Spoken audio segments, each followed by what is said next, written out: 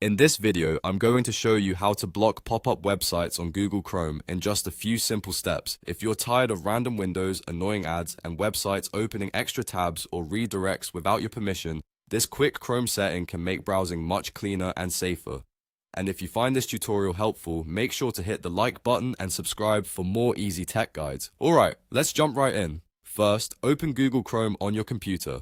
This method works directly inside Chrome, so there's no need to download anything extra or install a browser extension.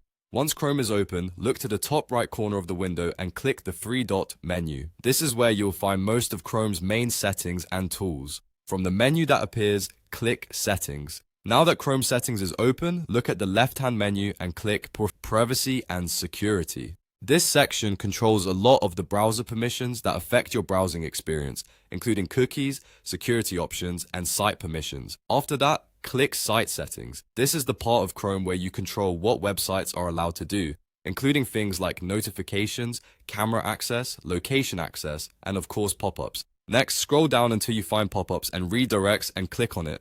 This opens the setting that controls whether websites are allowed to send pop-up windows or redirect you to other pages automatically. If pop-up websites have been bothering you, this is the exact option you need to change. To block pop-ups, select Don't allow sites to send pop-ups or use redirects. Once you choose this option, Chrome will automatically block most pop-up websites and unwanted redirects in the background. In many cases, this is all you need to do to stop those annoying interruptions while you browse. If you want, you can also review the sites listed under allowed or blocked behavior later to make sure everything looks right. That can be useful if a trusted website needs to open a pop-up for something important, like a login page, download window, or payment screen.